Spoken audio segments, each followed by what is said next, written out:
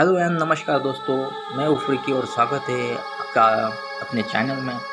तो दोस्तों, अगर आपने अभी तक एपिसोड 1 नहीं देखा है तो उसकी लिंक मैंने डिस्क्रिप्शन में दे रखी है। तो सबसे पहले आप एपिसोड 1 ज़रूर देखना, जिसके बाद ही आपको ये एपिसोड 2 पता चलेगा।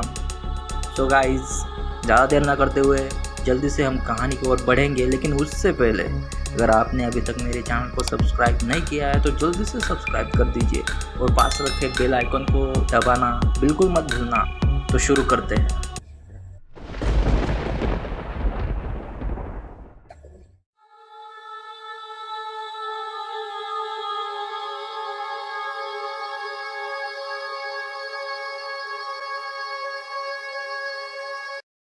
एक दिन जॉर्ज ऐसे ही एक अखबार पढ़ रहा था कि उसे डेफे फैमिली की डेथ के बारे में लिखा हुआ दिखा। उसमें रोनी का चेहरा छपा था। तब जॉर्ज को महसूस हुआ कि उसने यही सेम चेहरा उस दिन घर के बेसमेंट में उन सीढ़ियों के पास देखा था। इससे जानने के बाद जॉर्ज और उस घर के बारे में जानकारी हासिल करना चाहता था, इसलिए वह एक लाइब्रेरी में गया, जहाँ पर उसे पता चला कि रोनी के माता पिता के नाम पर एक लाइफ इंश्योरेंस था, जिसके आधे पैसे $2 लाख उनके बेडरूम से ही मिले थे। और जानकारी के मुताबिक जहाँ पर एम्प्टीविले बना हुआ था, पुराने समय में शिनकॉक इंडियंस प्रजाति के लोग वह ज़मीन और वहाँ का तालाब पागल, बीमार और मानसिक रोगी को वहाँ मरने के लिए छोड़ जाते थे। हालांकि ये भी कहा जाता है कि शिनकॉक्स वह ज़मीन उन मुर्दों को दफनाने में यूज़ नहीं करते थे। उनका मानना था कि वह ज़मीन शैतानों से भरी पड़ी है। कुछ वर्ष बाद उस जगह पर जॉन कैथम या कैचम नाम का व्यक्ति वहाँ पर काला जादू करता था। ये वही जगह थी जहाँ पर अभी जॉर्ज रहता था। जॉन तब उस समय शैतान की पूजा करता था। जिसके बाद जॉर्ज और कैथी दोनों उस घर की और इन्वेस्टिगेशन करने के लिए उस जगह से बाहर गए। जब वह घर वापस आ रहे थे तब अचानक से उनकी वैन की टायर पंचर हो गई और ब्रेक भी जाम हो गया, जिसके बाद उनको बहुत सारी परेशानी हो गई। जैसे तैसे करके वो घर आ गए। तब कैथी ने जॉर्ज से पूछा कि क्या तुम्हें सच में लगता है कि ये घर हंटेड है? तब जॉर्ज ने कहा कि तुम पागल हो गए हो, क्या तुम्हें ऐसा लगता है? मुझे तो ऐसा नहीं लगता है। मुझे ऐसा लगता है कि हमें इस चीज़ का कोई लॉजिक और साइंटिफिकली आंसर ज़रूर मिलेगा। और तुम्हें पता है, मुझे इस भूत प्रेत पर बिल्कुल भी विश्वास नहीं है। जॉर्ज को क्रिसमस पर एक गिफ्ट मिला था, जो कि एक लायन स्कल्पचर था। कैथी ने कई बार कहा था कि वह लायन मुझे कई बार अपने आप हिलता हुआ महसूस होता है। ऐसा लगता है मानो मुझे वो छू रहा है। तब जॉर्ज ने कहा कि यह सब तुम्हारी इमेजिनेशन है। अकेलों को ऐसा कई बार फील होता है। और पुलिस के मुताबिक वो सब हत्याएं उस इंश्योरेंस के पैसे के लिए हुई थी। जॉर्ज को तब लगा कि आधे पैसे तो पुलिस को मिल गए थे, लेकिन आधे पैसे क्या इसी घर में हैं? तो क्या रोनाल्ड ने वो सारे पैसे बेसमेंट के वो रेड रूम में तो नहीं ना छुपाए होंगे? जॉर्ज को वैसे भी अब पैसे की सख्त ज़रूरत थी और इसीलिए वह अब वो पैसे किसी भी हालत में ढूंढना चाहता था। तभी उसकी नज़र उसके बोट हाउस पर पड़ी। उसे लगा कि मेरा रात को उठना और बोट हाउस के पास जाना किसी बात का संकेत तो नहीं है। क्या वो पैसे उसने बोट हाउस में तो नहीं छुपाए? दूसरे दिन सुबह रेडियो पर उसने एक न्यूज़ सुनी कि इस साल बर्फ़ की वजह से एम्प्टीविले का तालाब जमने वाला है। इधर घर में कैथी के दोनों बच्चों में काफ़ी लड़ाइयाँ होती थी और इससे कैथी अब परेशान हो चुकी थी। एक दिन ऐसे ही दिन भर की थकान से परेशान होकर वो घर की चिमनी के पास आग सेकने के लिए बैठ गई थी कि तभी उस आग में एक 2 सींग वाला इंसान जैसे मुंह की एक आकृति दिखी, जिसको किसी ने सर पर गोली मारी। यह देखकर कैथी चिल्लाने लगी। जॉर्ज दौड़कर उसके पास आया और पूछा, कैथी क्या हुआ तुम्हें? लेकिन कैथी ने उसे तब कुछ नहीं बताया। उसने जॉर्ज को कहा, शायद आज मैं ज़्यादा थक गई हूँ। उसके बाद दोनों सोने चले गए। उसी रात करीब 1:30 बजे उन दोनों की नींद खुली, क्योंकि बेड का ब्लैंकेट नीचे गिरा हुआ था। खिड़कियाँ खुली हुई थी।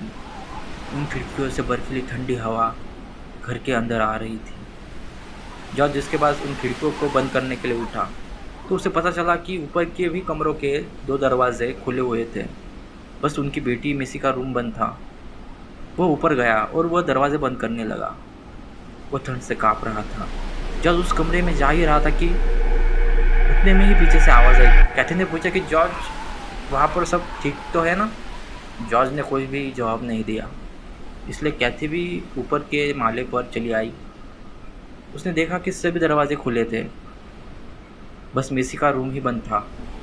वह जल्दी से मेसी के रूम के पास गई और उसने दरवाज़ा खोला। वो रूम काफ़ी गर्म था और मेसी के बेड के पास एक चेयर अपने आप चल रही थी। वह डर गई थी, लेकिन फिर भी हिम्मत करके उसने मेसी को झट से बेड से उठा लिया। तभी जॉर्ज भी वहाँ पर आ गया। रूम अभी भी काफ़ी गर्म था, जैसे किसी ने वहाँ पर आग जलाई हो। जॉर्ज ने कहा कि तुम जल्दी मेसी को लेकर नीचे जाओ, मैं दोनों बेटों को देख कर आता हूँ। जॉर्ज उस घर के 3rd फ्लोर पर गया, जहाँ उसके दोनों बेटे सो रहे थे। जॉर्ज नीचे आया तो उसने देखा कि कैथी मेसी को लेकर एक अंधेरे कोने में दीवार की तरफ मुंह करके खड़ी थी। जॉर्ज ने उसे हाथ लगाकर कहा कि चलो नीचे चलते हैं, और दोनों नीचे चले आए।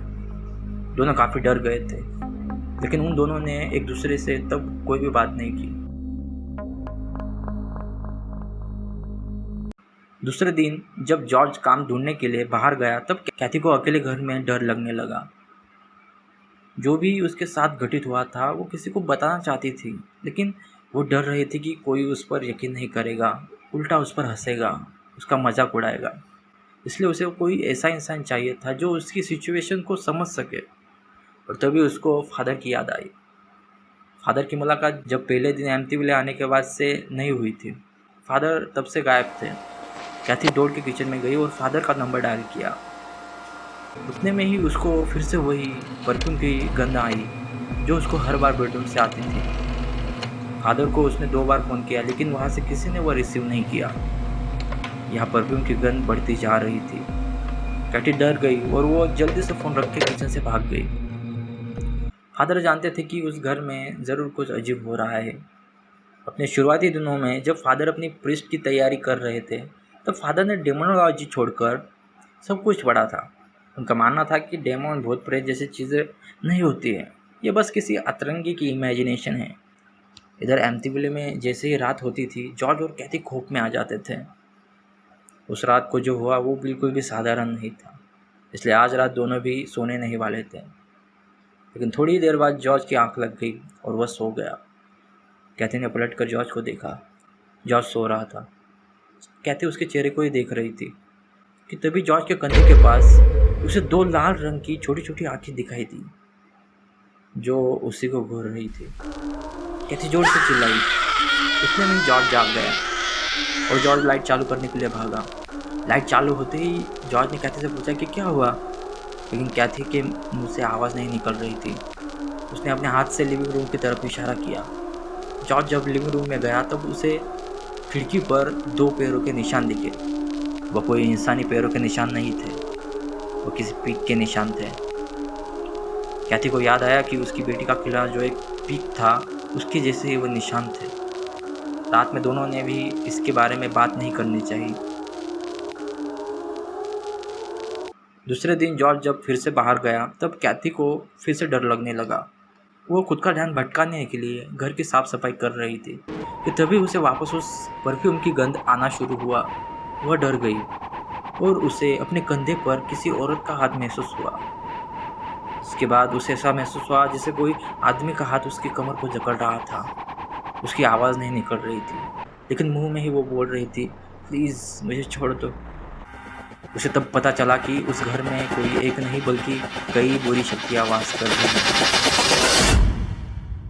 वह इतना ज़्यादा डर गई थी कि वह वहीं पर बेहोश होकर नीचे गिर गई। इधर जॉर्ज का भी रात की घटनाओं से सर फट रहा था, इसलिए वह फिर उसी बार में चला गया। वहाँ जाकर उसने एक बियर मंगवाई। तब उस वक्त बार पूरा खाली था। जॉर्ज ने बारटेंडर से पूछा कि क्या तुम जानते हो मैं एम्प्टीविले में रहता हूँ। उसने कहा, हाँ मैं जानती हूँ। जब तुम पहली बार यहाँ आए थे तब तुम्ही ने तो बताया था। तब जॉर्ज ने उससे पूछा कि क्या तुम डेफी फैमिली के बारे में कुछ जानती हो, क्या वो इस बार में आते थे। उसने कहा, नहीं वो नहीं आते थे, बस उस रोनी को छोड़कर। रोनी बिल्कुल तुम्हारी तरह दिखता था, हाँ बस तुमसे थोड़ा यंग होगा। जॉर्ज ने उससे पूछा कि क्या तुम्हें एम्प्टीविले के बारे में कुछ अजीब नहीं लगता है क्या, मतलब रोनी ने एम्प्टीविले के बारे में कुछ बताया था क्या। बारटेंडर ने जवाब दिया, नहीं ऐसा कुछ खास तो नहीं कहा था। क्यों, कुछ हुआ है क्या वहाँ पर। लेकिन जॉर्ज ने कुछ नहीं कहा। फिर बारटेंडर ने ही उसकी चुप्पी तोड़ने के लिए कहा कि एक बार उसने मुझे अपने घर में पार्टी के लिए बुलाया था। तब मैं गलती से उस घर के बेसमेंट में चली गई थी और मुझे वहाँ पर क्या मिला है पता है? एक छोटा रूम। वो किसी तहखाने की तरह लग रहा था, जैसे उसमें कुछ छुपाया हो। क्या तुमने वो रूम देखा? जॉर्ज ने कहा नहीं, और बारटेंडर की बात काटते हुए उसने पूछा कि क्या तुमने अंदर जाकर देखा कि वहाँ पर क्या है? बारटेंडर ने जवाब दिया, हाँ, मैंने उस रूम के एक प्लाईवुड को खींचकर अंदर झाँका तो वहाँ पर पूरा अंधेरा था और उसकी दीवारें लाल रंग की थी। शायद वो रूम रोनी ने ही बनवाया था। वो रूम किसी पुरानी फिल्मों के बंकर जैसा लग रहा था।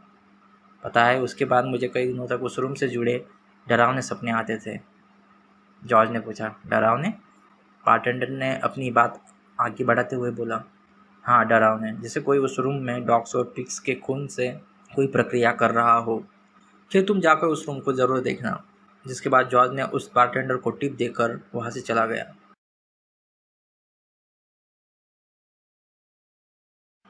घर आने के बाद जॉर्ज अपनी अब बीती कैथी को बताना चाह रहा था और कैथी अपनी। दोनों ने सभी बातें एक दूसरे को बताई और दोनों ने ये डिसाइड किया कि ये सभी बातें फादर को बतानी चाहिए। जॉर्ज ने फादर को कॉल किया और घर पर आने की रिक्वेस्ट की, लेकिन फादर ने कहा कि मेरी तबीयत ख़राब है और डॉक्टर ने मुझे बाहर कहीं पर भी जाने के लिए मना किया है। जॉर्ज और कैथी बहुत समय तक उन्हें घर आने के लिए मनाते रहे। फिर फादर ने कहा कि जैसे ही मेरी तबीयत ठीक होती है मैं तुरंत आपके घर आ जाऊंगा। वैसे घर में ऐसा क्या हुआ है जो तुम दोनों इतने परेशान हो? लेकिन जॉर्ज कुछ बोले उससे पहले ही फ़ोन का नेटवर्क फिर से ख़राब हो गया और फ़ोन कट गया। तब जॉर्ज ने वो बातें पुलिस को बताई। जब पुलिस और डिटेक्टिव की टीम उनके घर आई तब कैथी ने उनके साथ जो हुआ है वो सब बताया और वो बेसमेंट वाला रूम भी दिखाया। पुलिस को इस पर यकीन नहीं आ रहा था। तब एक पुलिस वाले ने ही कहा कि बेहतर होगा कि आप किसी चर्च के फादर को बुला लें और बाकी चीज़ें उनसे ही करवाएं। जिसके एक दिन बाद फादर एम्प्टीविले में आए और वो सभी जगह देखी जहाँ पर लुइस फैमिली के मुताबिक अप्राकृतिक घटनाएं हुई थी।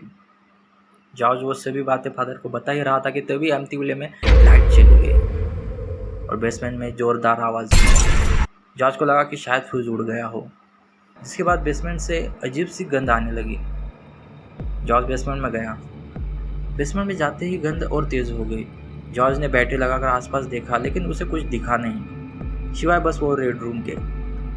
वो बदबू भी वहीं से आ रही थी। उस बदबू से जॉर्ज को उल्टी हो जाती, इसलिए उसने जल्दी से फ्यूज को ठीक किया और वहाँ से बाहर आ गया। इसके बाद फादर वहाँ से चले गए थे। फादर ने वहाँ पर झाड़ फूक करने का फैसला किया था, लेकिन दिक्कत यह थी कि इसके लिए चर्च से इजाज़त चाहिए थी, जो कि मिलना काफ़ी मुश्किल था। जॉर्ज ने कैथी को वह बेसमेंट वाली बात बताई। कैथी ने कहा कि मैं नहीं चाहती कि हमारे बच्चों को कुछ हो। जॉर्ज ने कहा, पता नहीं कब ये सब ख़त्म होगा। कैथी ने उसे बताया कि मेरी एक सहेली है जो कि इस तरह के हंटेड जगहों को इन्वेस्टिगेट करती है, हम चाहे तो उसकी मदद ले सकते हैं। जॉर्ज ने कहा कि तुम बहुत जल्दी घबरा जाती हो, मुझे नहीं लगता कि ये जगह हंटेड है और मैं इन बातों पर पहले कभी विश्वास भी नहीं किया है। और ये बात करते वक्त कैथी की नज़र जॉर्ज के बगल में रखे हुए उस लायन के स्कल्पचर पर पड़ी जो उसे ही घूर रहा था। कैथी उसे देखकर जोर से चिल्लाई और जॉर्ज की तरफ भागी। उसका इतना डरने का कारण यह था क्योंकि उन्होंने वो लायन ऊपर के माले के एक कमरे में बंद किया हुआ था, लेकिन अचानक से वह नीचे कैसे आ गया ये उन दोनों को भी पता नहीं था। जॉर्ज ने कैथी से कहा, चलो सोने चलते हैं। कैथी को जल्दी ही नींद आ गई, लेकिन जॉर्ज उन सभी घटनाओं के लॉजिकली मतलब निकालने की कोशिश कर रहा था। तभी उसे किचन से किसी परेड की आवाज़ आने लगी, जिसे 50 आदमी एक साथ ड्रम बजा रहे हो। और धीरे धीरे वह आवाज़ इतनी बढ़ गई कि जॉर्ज उठकर वो देखने चला गया। और जैसे ही उसने किचन का दरवाज़ा खोला, वह आवाज़ अचानक से बंद हो गई। वह लाइट्स लगाकर आसपास देखने लगा। तभी उसे ऊपर से किसी के चलने की आवाज़ सुनाई दी। वह जल्दी से ऊपर भागकर कैथी के पास आया और वह सब देखकर उसके होश उड़ गए। कैथी अपने बेड से उठकर खिड़की के पास खड़ी थी और थोड़ी भी देर हो जाती शायद वह उस खिड़की से नीचे गिर जाती। जॉर्ज ने जंप लगाकर उसे पकड़ लिया और दोनों बेड पर गिर गए। इससे कैथी की नींद खुली और वो रोने लगी। उसने जॉर्ज से पूछा, जॉर्ज क्या हुआ? लेकिन जॉर्ज ने उसे वापस सुला दिया और वह बस एक चेयर पर बैठकर कैथी को देख रहा था। सुबह होने पर जॉर्ज ने फैसला किया कि फिर से फादर को बुलाएगा। जिसके बाद जॉर्ज ने फादर को फ़ोन किया, लेकिन फादर फिर बीमार पड़ गए थे। इसीलिए उनकी माँ ने फ़ोन उठाया और बोला कि जब फादर जग जाएंगे तब वह उन्हें आपको फ़ोन करने के लिए बता देगी। जॉर्ज पूरा दिन उस फ़ोन के पास ही बैठा रहा। कैथी अभी भी सो रही थी। उसके होठ सूख गए थे, आंखों पर बड़े बड़े डार्क सर्कल आ गए थे। तभी फ़ोन की रिंग बजी। जॉर्ज को लगा फादर का ही कॉल है। उसने तुरंत ही फ़ोन उठा लिया, लेकिन वो फ़ोन जॉर्ज के ऑफिस से था। वो पूछ रहे थे कि कब काम पर वापस आ रहे हो। तब जॉर्ज ने बताया कि मेरी बीवी की तबीयत ख़राब है और इसलिए वह कुछ दिन और काम पर नहीं आ सकता। फ़ोन रखते ही फिर से रिंग बजी। इस बार फादर ने फ़ोन किया था। जॉर्ज ने वह रात वाली बात बताई। फादर ने कहा कि मैंने 2 बार उस घर में पवित्र प्रक्रिया की है।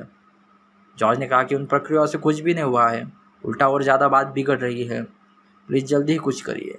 और उतने में ही फिर दोनों के फ़ोन का नेटवर्क प्रॉब्लम से कट गया। जिसके बाद फादर फिर चर्च गए और वहाँ के प्रीस्ट से एम्तिविले में एक्सोर्सिज्म करने की इजाज़त मांगी। तब एक प्रीस्ट ने कहा कि ऐसे कई लोग होते हैं जिनको हमारी नहीं बल्कि किसी साइकोथेरेपिस्ट की ज़रूरत होती है। लेकिन फादर ने कहा कि मैंने खुद उस घर में उस अजीब शक्ति को महसूस किया है। तो दोस्तों, आपको क्या लगता है, जज फादर को एक्सोर्सिज्म की इजाज़त देगा या फिर लुस फैमिली के साथ और भयानक घटनाएं घटेगी? जानने के लिए हमारे साथ जुड़े रहेगा और इस चैनल को सब्सक्राइब करिएगा, क्योंकि इस स्टोरी का 3rd एपिसोड बहुत जल्द ही इस चैनल पर अपलोड होगा। और आपको ये वीडियो कैसा लगा मुझे आप कमेंट में बता सकते हैं। उससे पहले आपको इस वीडियो को लाइक करना होगा और आपका फीडबैक आप कमेंट बॉक्स में दे सकते हैं। मैं आपसे मिलूँगा एपिसोड 3 में। तब तक के लिए